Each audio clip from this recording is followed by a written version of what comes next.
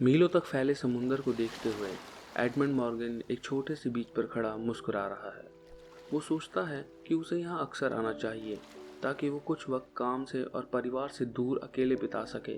उसे अंदर से महसूस हो रहा है कि उसे ऐसा ज़्यादातर करना चाहिए, यहाँ आकर अकेले बैठना। अगर वो यहाँ हमेशा के लिए रुक पाता तो वो रुक जाता, क्योंकि देखा जाए तो ये उसके लिए दूसरा घर ही था। उसकी बीवी ने उसे इस साल 3 बार डिवोर्स देने की धमकी दी है और कहा कि वो बच्चे भी ले जाएगी। एडमंड को फर्क नहीं पड़ता, उसकी बीवी बच्चे ले जा सकती है। वैसे भी 2 ओवरवेट बच्चे अगर उसके साथ नहीं भी होंगे तो उसे कोई फर्क नहीं पड़ेगा। उसे यहाँ खुशी मिलती है, पर उसे पता है कि ये सब ज़्यादा देर तक नहीं रहेगा। उसे वापस वहीं अपनी बेकार जिंदगी में जाना है। वापस मुड़कर उसने अपनी साइकिल उठाई और उसे रास्ते पर ले जाकर टाउन की तरफ चलाने लगा। रास्ते में चलते वक्त वो एक चौराहे पर आया और देखा कि वहाँ एक साइन पोस्ट नीचे ज़मीन की तरफ इशारा कर रहा था। ये थोड़ा अजीब था। उसने नीचे देखा तो उस साइन पोस्ट के निचले हिस्से पर एक एनवेलप था जिस पर उसका नाम लिखा हुआ था।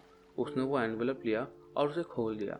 उसमें एक छोटा सा कार्ड था जिस पर एक मैसेज लिखा था, यहाँ से राइट लो और एक पत्थर ढूंढो जिस पर क्रॉस बना हो। बस इतना ही लिखा था उस कार्ड पर। एडमंड को थोड़ा सा अजीब लगा कि ये क्या है, किसी तरह का कोई गेम। तो उसने सोचा कि क्यों ना इसे खेला जाए। उसे कोई जल्दी नहीं है, इतनी जल्दी वापस जाकर भी कौन सा दुनिया में उसे खुशी मिलने वाली थी। उसने फिर से अपनी साइकिल चलाना शुरू की और एक पतले से रास्ते पर चलने लगा। रास्ते के दोनों तरफ बहुत सारी झाड़ियाँ थीं और कुछ तो नुकीली भी थीं, तो वो बड़े ही ध्यान से साइकिल चला रहा था, पर उसकी नज़र फिर भी उस पत्थर को ही ढूंढ रही थी। तभी उसे एक पत्थर दिखाई दिया जो कुछ सूखी पत्तियों के बीच पड़ा था और उस पर व्हाइट पेंट से क्रॉस भी बना था। वो उसके पास रुका और साइकिल पर बैठे बैठे ही साइड से झुककर उसने उस पत्थर को उठाया और उस पत्थर के नीचे एक और एनवेलप था जिस पर फिर से उसका नाम लिखा था। उसने वो उठाया और खोला तो उसमें फिर से एक और कार्ड था जिस पर लिखा था, यहाँ से सबसे नजदीकी घर पर जाओ, दरवाजा मत खटखटाना, दूध वाला होकर जा चुका है। एडमंड हल्का सा मुस्कुराया। ये ऐसा गेम था जिसे खेलने में उसे मजा आ रहा था। शायद उसका कोई दोस्त उससे मजाक कर रहा था, पर बात ये थी कि उसके किसी भी दोस्त को नहीं पता था कि वो यहाँ है और उसका कोई भी दोस्त ऐसा नहीं है जो उसके लिए ये सब करेगा। वो सोचने लगा कि अगर वो ये गेम जीत गया तो प्राइस क्या होगा, या फिर कोई प्राइस है भी या नहीं, और शायद ये सभी क्लूज उसे ऐसी जगह ले जाए जहाँ वो जाना चाहता था। तो उसने साइकिल चलाना शुरू की और कुछ देर बाद वो पक्के रास्ते पर आ गया। थोड़ा आगे ही सड़क के दोनों तरफ घर थे, तो एडमंड सबसे नजदीकी वाले घर की तरफ गया। वो घर काफी पुराना सा था और उसके चारों तरफ फेंस लगी हुई थी। उसने अपनी साइकिल एक स्ट्रीट लैंप से लगाकर खड़ी की और उस घर के जंग लगे दरवाजे की तरफ गया। उस घर के गार्डन में बहुत सारी जंगली घास उगी हुई थी और वो उस घर के पुराने से लाल दरवाजे की तरफ चलने लगा। उसने इधर उधर देखा तो उसे सीढ़ियों पर एक दूध की बोतल मिली। उसमें दूध तो नहीं था, पर उसके अंदर एक नोट था। उसने उस बोतल के गिलास से ही पढ़ा जिस पर लिखा था, यहाँ से सबसे पास के पार्क में बहुत सारी झाड़ियाँ हैं, खास करके गुलाब की, उसमें से एक गुलाब को चुन लो।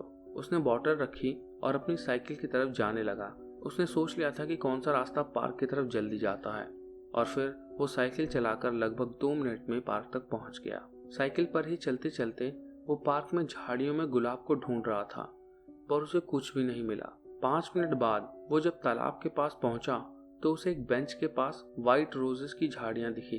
उसने साइकिल को बेंच से लगाकर खड़ा किया और उन झाड़ियों में देखा तो एक कार्ड था जो एक गुलाब से लगा हुआ था।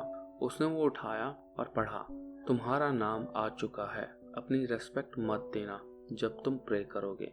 ये एक पहेली की तरह था। एडमंड को तुरंत समझ में आ गया कि यहाँ एक कब्रिस्तान की बात हो रही है। उसने सोचा कि सबसे पास कौन सा कब्रिस्तान होगा। तभी उसे याद आया कि यहीं पास में कब्रिस्तान है, यहीं के एक लोकल चर्च के पास। तो वहां के लिए निकल गया। वो छोटा सा ग्रेवयार्ड बिल्कुल खाली था। देखने से लग रहा था कि कई सालों से यहाँ कोई नई कब्र नहीं खोदी गई है। उसे लगा कि शायद यहाँ कुछ लोग होंगे जो कब्र पर फूल चढ़ाने आए होंगे, पर वहाँ कोई नहीं था। उसे ज्यादा वक्त नहीं लगा दूसरा मैसेज ढूंढने में, और जब उसे वो मिला तो वो सोच में पड़ गया कि ये सब क्या है। अब वो थोड़ा सा घबरा गया और सोचने लगा कि उसे ये गेम आगे खेलना भी चाहिए या नहीं, या फिर वो जितना तेज हो सके यहाँ से साइकिल चलाकर अपने घर निकल जाए। वो मैसेज एक ग्रेव स्टोन पर खोद कर लिखा हुआ था। वो ग्रेव स्टोन दिखने में बहुत पुरानी थी, शायद लगभग 100 साल पुरानी, और उस ग्रेव स्टोन पर लिखा था, एडमंड वापस उस बीच पर जाओ जहाँ तुम्हें पहला मैसेज मिला था, वहाँ एक रोती हुई लड़की को चुप कराओ। एडमंड कुछ देर तक बस वहाँ खड़ा रहा और कंफ्यूजन में उस ग्रेवस्टोन को देखता रहा। बट कुछ देर बाद वो अपनी साइकिल के पास गया और साइकिल चलाते हुए धीरे धीरे बीच की तरफ जाने लगा। वहाँ कोई नहीं था। ठंडी हवा चल रही थी और आसमान में एक सर्कल बनाकर कुछ सीगल उड़ रहे थे। वो वहीं बीच के किनारे किनारे चलने लगा और कुछ देर बाद वो एक क्लिफ के पत्थरों पर चल रहा था और तभी उसे किसी की सिसकियों की आवाज आई। ऐसा लग रहा था जैसे कोई रो रहा था। वो आवाज एक बड़े से पत्थर के पीछे से आ रही थी। वो धीरे से उस पत्थर के पीछे गया और देखा कि पत्थर पर एक सफेद ड्रेस में एक छोटी सी बच्ची बैठी है जो दिखने में लगभग 5 या 6 साल की होगी। वो रो रही थी। एडमंड उसके पास गया और पूछा, हे क्या हुआ? उसने ऊपर एडमंड की तरफ देखा। उसके आंसू उसके पूरे चेहरे पर थे और उसने रोते हुए इशारा किया एक बड़ी सी गुफा की तरफ जो लगभग 15 मीटर की दूरी पर थी। एडमंड ने वो गुफा देखी तो थी पर वो कभी अंदर नहीं गया था। उस बच्ची ने रोते हुए कहा, मेरी गुड़िया उस गुफा में गिर गई। वहाँ अंधेरा है और मम्मी ने कहा कि मुझे कभी अकेले अंधेरे में नहीं जाना। एडमंड थोड़ा सा गुफा की तरफ आगे बढ़ा तो देखा वहाँ थोड़ा अंदर ही एक गुड़िया पड़ी है जिसका मुंह ऊपर की तरफ है। तो उसने मुस्कुराते हुए सोचा, ओह तो इस बच्ची को अपनी गुड़िया चाहिए पर वो अंधेरे से डरती है। शायद गुड़िया मिलने पर वो चुप हो जाए। वो उस गुड़िया के पास गया और उस गुड़िया को उठाने के लिए झुका और तभी उसे महसूस हुआ कि गुफा में से कुछ आ रहा था। उसने उस अंधेरी गुफा में देखा और फिर उस बच्ची की तरफ। उस लड़की का चेहरा पूरा सफ़ेद था और उसकी आंखें पूरी काली।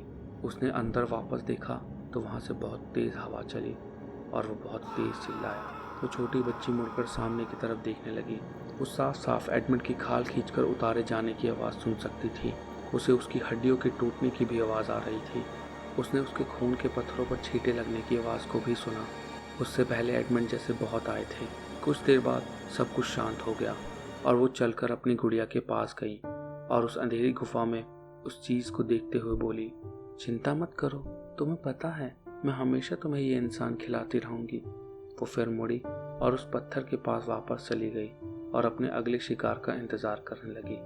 वो मुस्कुराई और फिर से एक आम लड़की की तरह दिखने लगी और वो वहाँ बैठी समंदर की तरफ देख रही थी।